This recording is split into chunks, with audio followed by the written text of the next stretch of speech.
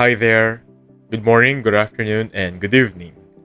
So on this video, I'm gonna teach you how to use Calendly to book appointments, Beginner's Tutorial 2024. And right now, what is Calendly?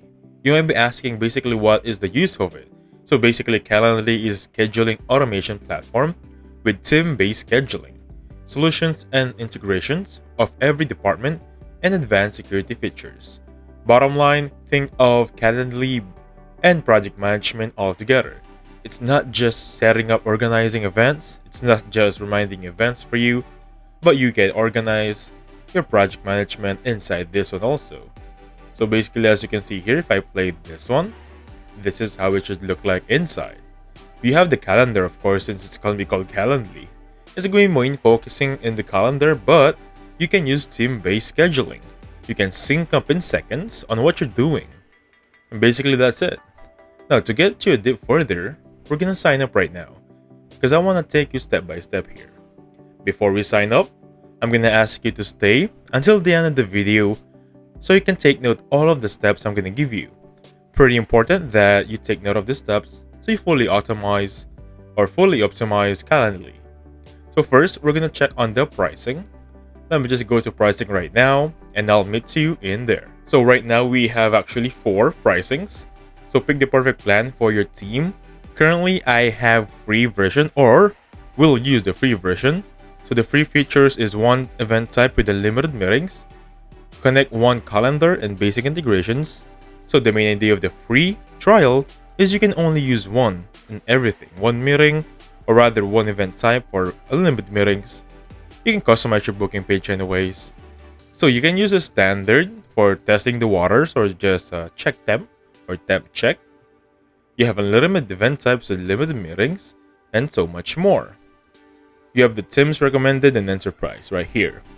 So for now, we're going to focus on the free trial and fully optimize the available features we have. So I'm going to click on this option, get started. So once you create an account, this is what you're going to be brought up with. So it's going to ask you to fully tailor fit Calendly usage for you. How do you plan on using Calendly? So you can choose one of each depending on your preference, but for my end, I'm going to choose on my own right here. Or rather, let's just go with my team, just to fully optimize the features. So I'm going to go with my team, click on continue. Next question would be this one. So what kind of work you do? I'm going to go with other, or rather, let's just go with sales or marketing. Click on continue right there and wait for it to finish up. So welcome back to the video. This is the main landing page inside Calendly. This is how it should look like also on your end. And the first thing we're going to do is optimize our profile. To fully optimize our profile, we need to get first to the profile section itself. And how to do that? Let me just remove this one to avoid distraction. Now click on the name or the letter of your name and go to profile. Once you're in profile, you're going to utilize this one or fully optimize it or configure however you please. I'm just showing you can change your profile picture with this option right there. Let me just change a profile picture. I'm going to use this one just for discussion purposes. And now, by the way, guys, just want to make sure that you're aware with this, but if you use Calendly in every account, for example, on your Gmail, much like the one I'm using right now, you're going to be accessing a lot of emails with your same name. So I'm just going to use that photo of mine to make sure we have a fully optimized name right there. So this is going to be the welcome to my scheduling page. I'm not going to change this one. The date format will be here by your own preference if you want month, day or day month, 12 hours or 24 hours or military time, what the others call it. So also last one, you can change your time zone right here and save changes. Now the only thing I want to show you here is you can change your profile to fully optimize your profile section. Next up, we're going to go with branding. Now to fully utilize branding, of course, go to this section right here. So as you can see, we have a lot of sections to work with. Branding is the next one. So what is branding? Basically, we're creating a brand to ourselves. We're selling ourselves. That's the bottom line of the information you can get here. So logo of the company, apply to all users in your organization if you want. But for discussion purposes, I'm gonna upload a logo. I think I still have a logo here. Perfect. This one right here, I'm gonna apply. Use Calendly blending right there. Save changes if you're satisfied with it. And basically that's it. Make sure you click on this option right there if you want to apply to all your users of your organization. Now, if you're not satisfied with that, you can simply click on cancel or remove the option right here. Moving on the next one, we're gonna focus on My Link. My Link would be changing your Calendly URL, will mean that all of your copied links will no longer work and will need to be updated. Just think of it as your username. If you're familiar with Facebook, it should be facebook.com/your username, right? So if you updated this one and then you're using Calendly before, make sure you update all of your contacts. For example, this is my current My Link or my URL right now, or Calendly URL, right? Calendly.com/GalvezEnrico26. And I've been using this one for years now. And suddenly, with a impulsive thought, let's just say I've changed this one to Galvez Enrico 14. Now, if I save changes right here, I want to make sure that I update all of the people that have been aware that I've been using the 26 instead of the 14. Make sure I give them the update so they can still contact me or reach me out. That is the main purpose of this one. Basically, you can just edit your URL here. Next up, login preference. So currently you are logged into your Google account. Think of it as a connection. If you're having a phone for your Apple devices, for example, you can log into your Apple device, your MacBook, or your iPad. Same goes with this one. You can change an email or switch to a Microsoft login account. Next up, we're going to talk with calendar sync. I know you might be asking, how come we skip cookie settings? Basically, cookie settings is for the website itself if you want to allow cookies being saved. Just remove them right here if you're not satisfied and move on. So calendar sync. Think of it as syncing your Calendly with your Google Calendar. Basically, that's it. That is the most simple explanation I can give you. You're just linking it. Add another calendar account, for example. You can connect them with different applications. You can use iCloud, Exchange Calendar. This is the first time I'm hearing about this one. You also have Outlook Calendar, and of course the most famous one, Google Calendar. So right now, as you can see right here, I have connected my Google account. So I tried connecting it earlier with the same email. It doesn't work because it's already connected. Again, guys, it's simple as this. Accessing or linking your account is going to be just a simple click of a button. You can configure, for example, check for conflicts. You can edit them right here or add to calendar. Now, once we have finished until calendar sync, we're good to go back to home. I'll see you back in there if you click on this button right here, okay? I'll see you in there. Now, once you're back in the landing page, it should look like this. And you're gonna notice there is a default meeting right here. And since this is a free trial account, this is all we're gonna get. Might as well make it worth it, right? So click on the three, or rather, sorry about that, I was used to saying 3 dots, but for this one, click on the gear icon, go for edit, and you'll arrive on this section right here. You're gonna have, I think, 5 options to edit here. This is the preview, by the way. To book an event, share a link with your invitees. Basically, this is the preview on how it should look like. This is May, April, setting it. This is it. So event details, the first thing to go right there. You can change the color to make it more alertive or noticeable. You can name it. For example, I'm gonna name it sample meeting. Duration, you can choose it right there. I'm gonna go with 15 minutes. Location, you can either go Zoom, phone call, in-person meeting. All options right there. We have Google Meet, Microsoft Teams, WebEx, GoToMeeting, custom, or asking invitee. So if you choose asking invitee, you're gonna set up your meeting right here. However, the thing I love about this one, it's already pre-made connected with Zoom. And that is pretty awesome. So description, this is the things you add as a context to your invitees. For example, I'm going to type with this one, agenda for today. I'm going to type in this one, attendance. And then with this one, policy, or something like that. So they have already a brief preview on what are the things we're going to talk about. So I'm just going to click on save and close. And you'll notice right here on the preview, everything here has changed real time. Moving on with hosts and invitees. I'm the host obviously, and allow invitees to add guests, so basically, I can have anyone join on this meeting. Next up, scheduling settings. So invitees can schedule 60 calendar days in the future. You can choose within the range of specific ranges, of course, indefinitely in the future, or rather, this is by your own preference. So available hours, copy from. So since I don't have a valid event type as of now, since this is a free trial, we're not gonna use this option right here. However, just wanna reiterate that setting repeating times to these specific overrides for the free time Calendly will offer on your calendar. Basically, the meaning for that one is that it's just gonna remind you what are your free times for the week. Basically, that's it. It's just gonna organize it. Moving on, we have event limits right here, minimum notice, so the minimum amount of notice that is required, daily limit. We have time zone display. This is all just for visibility. Everything here is for visibility inside the meeting. Going back on the options from earlier, we're gonna move on with booking page options. For this one, again guys, this is the name of the link itself. For example, I type here, sample link, and then they'll see this exact phrase or 2 words right there with the link of this one. They will redirect on this option right here, even though this is the name of the link. So booking form, we have email, allow invitees to add guests. You can edit this one, of course. For example, you can name first and last name, etc. Allow invitees. You can remove it or no. So question 1, please share anything that will help prepare our meeting. So before they enter, they will be prompted up with this question.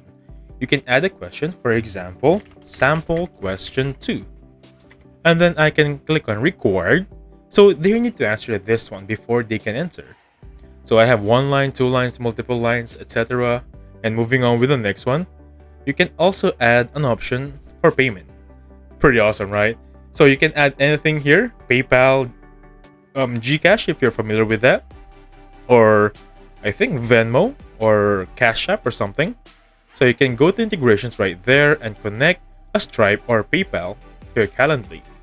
Moving on with this one, it's just gonna be connecting an account so you can remove payments before they enter. I think this is majorly work or being used for webinars. So confirmation page after booking, they'll be redirected to the external site or display Calendly information page.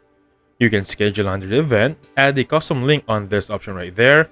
For example, custom link name. I'm gonna click on the URL, make sure status is on, click on done, and then just share the links to my invitees. So I'm just gonna click on cancel right there because I don't want to save this. But anyway, that is the gist of the features on booking. Next up, let's try this one. I'm gonna go with communications. So communications is basically send automatic communications for your events. Think of it as automatic emails or reoccurring emails. That's the main idea there. You can choose edit right there for calendar invitation, the title, the body, the timing, and then the cancellation policy if they want to cancel regarding your meeting. Email reminders, text, email follow-up, basically these are cold calling. They're reaching out to your guests or invitees. With this one, you can add a workflow. Basically, just click on that button right there and you'll be redirected on this website. So workflows, this is basically save time with your workflows, automate all the work you do around events such as text messages, when events are booked, etc. etc. You can use workflow, for example, email reminders to hosts, send thank you email. I'm gonna choose this one.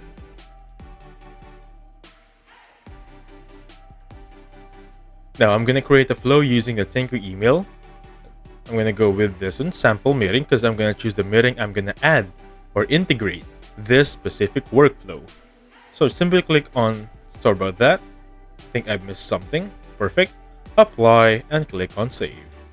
Now we have a flow working on that specific meeting I've been using earlier. Pretty awesome, right?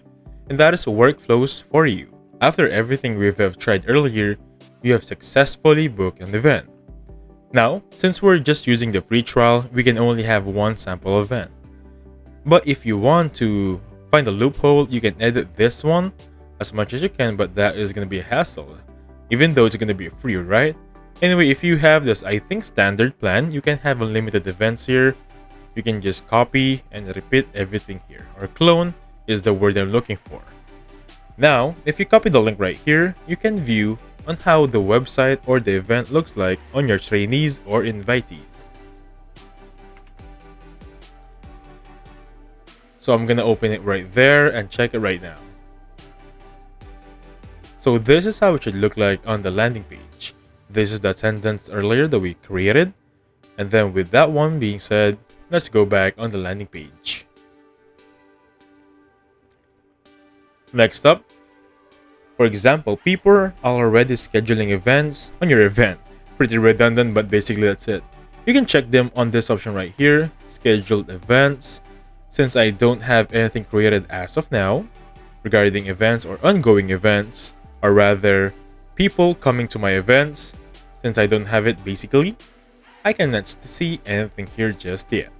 But if someone is already inside your events or just waiting for the event to start, they've signed up, they paid, they answered the questions, etc., you can see them all here. You can track the progress on how much, how fast, and the volume on each topic.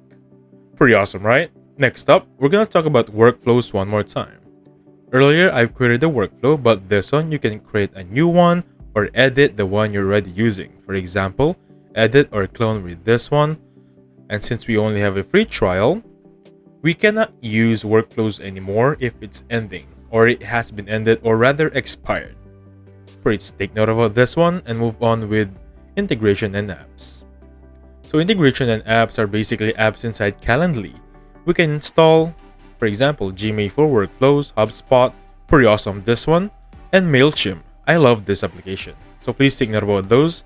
We have PayPal, Slack, Wix, WordPress, and so much more. Now we're going to talk about routing. So routing qualify, route, and schedule meetings instantly. Think of it as an AI that reaches out to your invitees to make sure we have recurring email invites or invitees.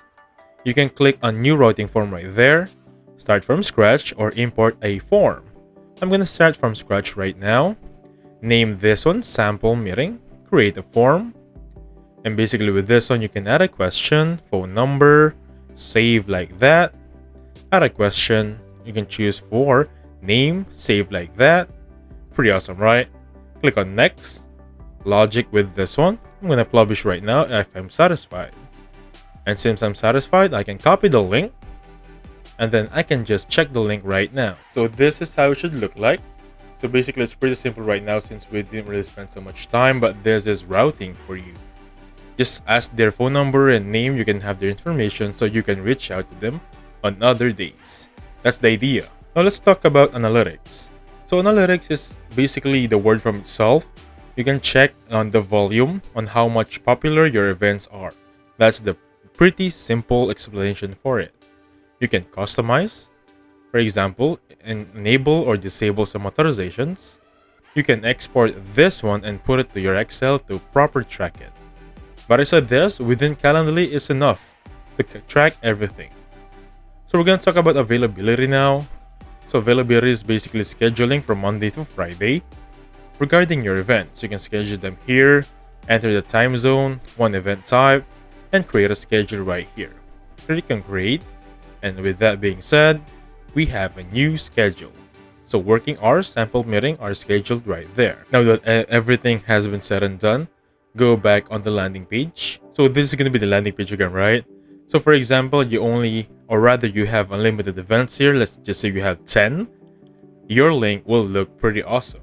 Because right now, let me just open mine. So this is how it should look like. I know it's pretty boring since I only have a free trial and I'm only allowed to create one event. But think of it, if you have 50 or 10 events right there, a lot of people can avail your services or your tutorials.